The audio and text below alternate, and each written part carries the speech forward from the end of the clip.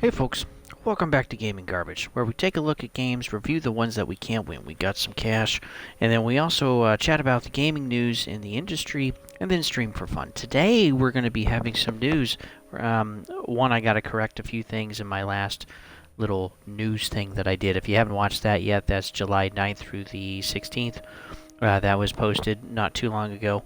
But also, I got some news about Xbox Game Pass and Gold membership. So let me check my audio here. Sounds wonderful. So let's dig right into it.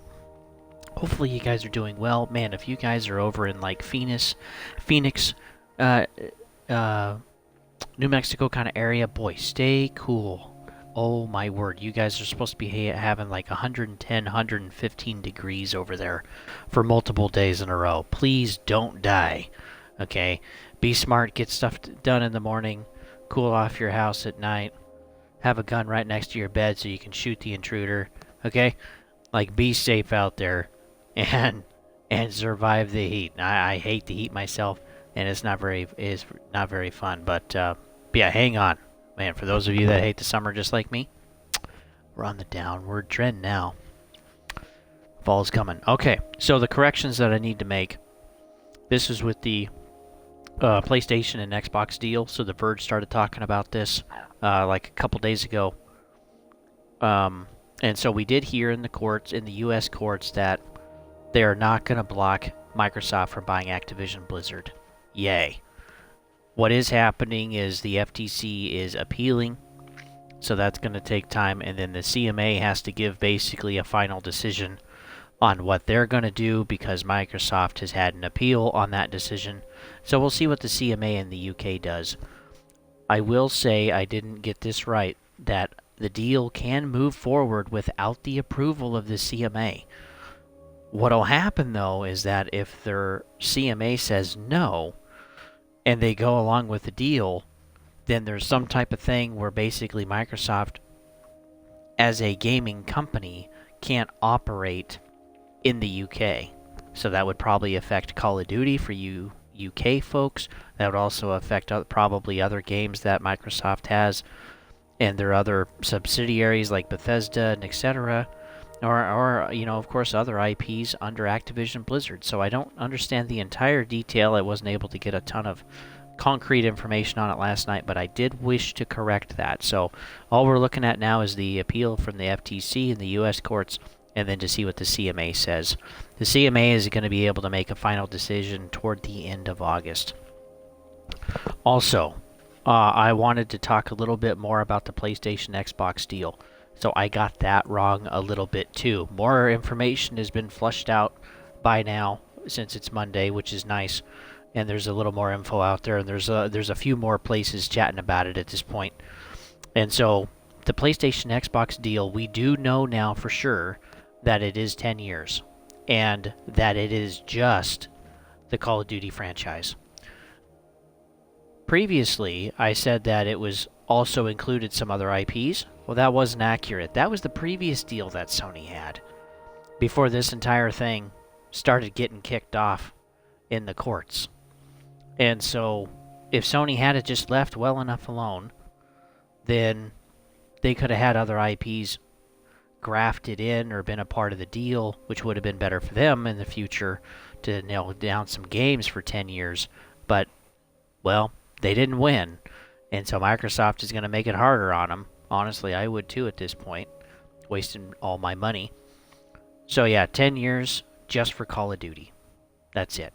All the other IPs that Microsoft is likely to get when they buy Activision Blizzard in due time, they can decide what to do with those. You can guarantee quite a few of those are going to be put on Xbox Game Pass, whether pretty quickly or in the near future or the coming years, but that's the deal. Officially, it is binding, this deal between PlayStation and Xbox. And Ryan didn't want to sign it, but since they didn't win in the US, he doesn't have a choice. So that's what's happened. All that we have now is just waiting on the CMA and the appeal, which I don't think the appeal is going to go through for the FTC in the US courts. And then the CMA, I bet they're going to figure it out and basically allow it to go through. And then Microsoft is going to buy this. So There's an update on that, so I wanted to correct that stuff. Sorry about that. The big thing is Xbox Game Pass Core. So this is a new thing that we're going to be getting, and it was confirmed by Xbox. There's official trailers out there that you can take a look at. I think those were released over the weekend or released today. This will be replacing Xbox Gold Live. This will be replaced by September 14th. It's still going to cost $60 for a year or $10 per month, which that would be $120 if you did it monthly. No, notice there is no 3-month period, there is no 6-month period. It's just the full year or a month at a time. Core will include multiplayer, so you will have your Xbox Gold Live multiplayer ability included with this. What is weird is that the console Game Pass does not say anything about multiplayer. So would you still have to buy Live while also buying the console Game Pass, which console Game Pass is $11? So that's kind of interesting. And then Ultimate doesn't change. It stays pretty much exactly the same. Games with gold will disappear if they're not redeemed by September 1st. So make sure that, if you have access or whatever, make sure you've redeemed everything. Make sure, you got your games that are accessible. The 360 ones are going to become permanent no matter what. And I also believe the original Xbox, though that was not addressed as far as I could read. And then the Xbox One games, you want to make sure that those are redeemed through the store. That way, they're connected with your account. Let's see. So yeah, the last few years, it's been pretty bad in quality for games with gold. There hasn't really been very many that have been good. I honestly have been forgetting this year to kind of check because lately they've just been horrible. And then the games you acquire through gold, if you've acquired them already, they'll be there. You will continue to have access to those games. Something this will change too is that there probably won't be any more Xbox Live cards. So since gold is disappearing, and now we're getting core, which is basically gold with some games from Game Pass, I don't know if the cards are going to work. So rummage around if you have some old accessories or like a box or a drawer or something where you keep some gaming stuff in it for when you need it. I know some people, like myself back in the day, we held on to some of these cards, or you could stack some of these cards. And sometimes there were deals or sales on them. I know they're also cheaper on Amazon sometimes. And so if you have any of these cards, I would activate them and use them before September 1st. So you want to use them by August 31st to make sure that you're actually going to be able to use them. So there's no guarantee that they're going to work. Probably will, but just in case, you never know. Nothing was talked about that either. So what will core be? So the core is going to have some of these games from Game Pass. There's going to be over 25. That's confirmed by Xbox. And we have 19 that are confirmed. So let me read them off. We're going to have Among Us, Descenders, Dishonored 2, Doom Eternal, Fable Anniversary, Fallout 4, Fallout 76, Forza Horizons 4, Gears of War 5, Grounded, Halo 5 Guardians, Halo Wars 2, Hellblade, Human Fall Flat, Inside, Ori and the Will of the Wisps, Psychonauts 2, State of Decay 2, and Elder Scrolls Online Tamriel. So these are 19 games that are confirmed. We will get these right on September 14th. We don't know what the other 6 games are, but I'm kind of thinking that they're going to be maybe some Call of Duty games if Microsoft is able to actually acquire Activision Blizzard. And the reason is because some of the older games got some updates today or yesterday. And these are old games that haven't had updates in a long time. And so Activision Blizzard has been paying attention. They've made some updates for these games so that you can get instant multiplayer, probably fix some of the security protocol issues too that were brought up in May. And I don't know. We'll have to see. That's kind of my guess, though. These other 6 games, at a minimum, could be also something else. but we'll see. So for these 19 games, some of these games you notice are pretty old. Some of them are pretty good, but they are pretty old. Most of us probably own these games, so about 11 of them, most of us will already own. Like the Fallout 4s and Forza Horizon 4 and Gears of War and Halo, right? And Dishonored and Among Us. We probably own those. And then, like I said too, a lot of these games are actually pretty old. So the average age between these 19 games is 5.2 years. And so those are pretty old. A lot of them were released in 2017, 18, and 19. And so this isn't really going to be a game changer for a lot of people. Again, if you have Ultimate, it's not going to be a game changer at all. And if you have console, you're kind of getting screwed because you also have to buy Xbox Live on top of buying console Game Pass. So, at least as far as I understand. Because again, Microsoft's website doesn't say anything about that. And also, there's really no kind of like newer games. Like, they don't even have Redfall in there, which I think they could at this point because honestly, the game is horrible. Even with the big patch they had, it is not good. It's improved slightly, but it's slight. It's not a big improvement to bring people back to the game, right? People have played it. They've gotten their kicks out of it. You might as well make it free at this point for everybody that has Xbox Gold. Let's see. Something else is that core games will be added every 4 to 6 months. So, basically, we're going to be getting games with gold, but instead of every month, it's going to be every 4 to 6 months. There's going to be like a drop of maybe 1, 2, or 3 games. That's my assumption. And that will be expanded on top of what's already there with Game Pass Core. The issue that I still see with this is that we know with Game Pass, when games kind of don't really get a lot of attention, they roll them off. And so here we're paying for something we're kind of getting something for free that they're going to expand, which is good. But, too, some of these games that maybe some of us don't own, like Grounded, for example, might roll off when they're actually a fairly good game. So I expect over time some of them will roll off. I think they'll expand it. I think they'll add more than actually take off, but we'll have to see how they implement this. Because, again, this is a service. You don't actually own these games, folks. You'll own the Xbox One ones that you've redeemed. You'll own the 360 ones. But the ones from Game Pass, you don't own these. This is a service, not product. Product, you own it. Service, you have access to the product.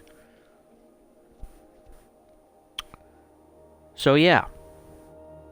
Honestly, my thoughts on the whole thing, it's not the best. I don't think it's the best launch. Again, with the console version, there's kind of a kick in the pants.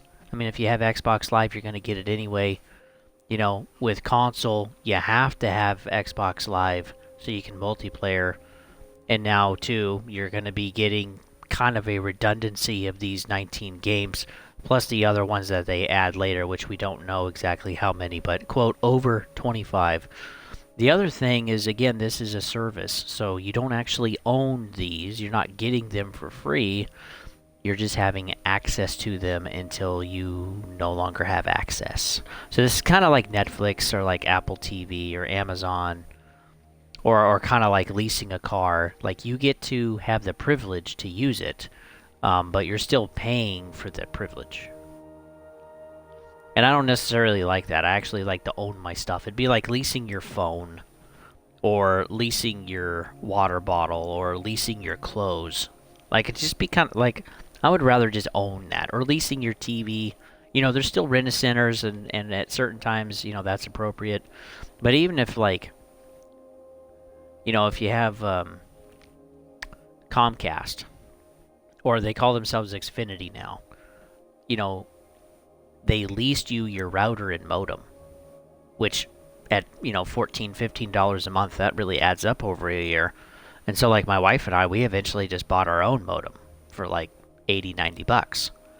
Which, yeah, that was a good chunk of change. Oh no, I actually think it was a little over 100. But like, we got to save some money, and so again, I like being able to own what I buy, because it feels kind of trashy, like in Destiny 2, when they just kind of take it from you, and you're like, hey, I paid for that. I'd like to keep that. I'd like to have access to it when I want. Instead, what services do is they give the decision making on what's accessible to you, and you don't get to decide. They do. They control that power. But we're starting to see this more in Microsoft. I mean, they already did this with Microsoft Suite for the computer. All of the programs, you basically have to pay for those. There are free-ish versions, but boy, they are extremely basic, and you don't get a lot of programs. So Microsoft Suite is a subscription service.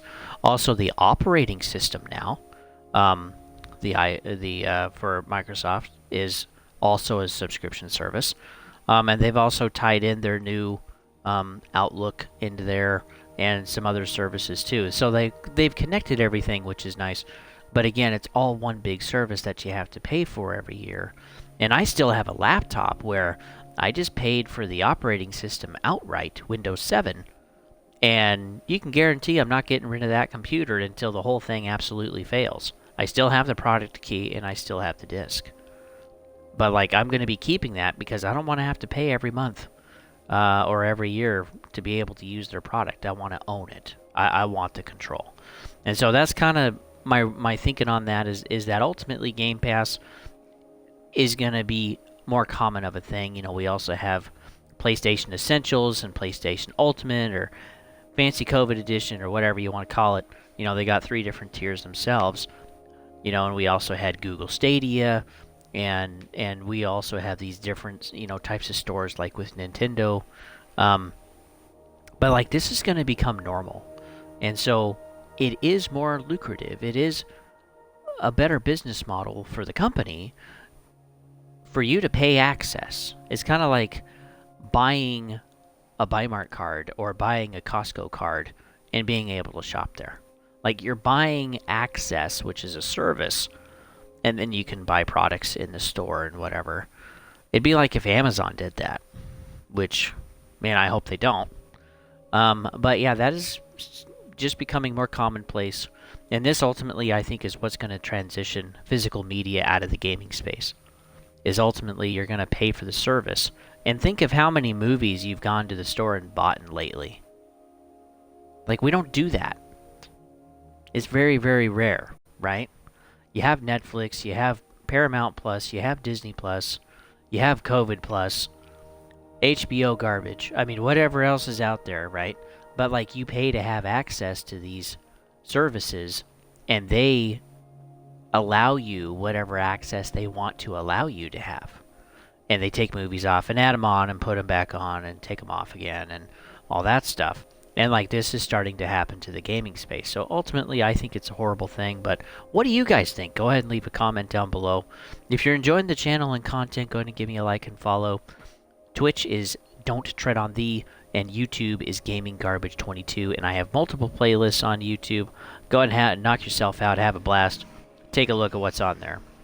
Again, I also did a longer than expected gaming news recently for July 9th through the 16th.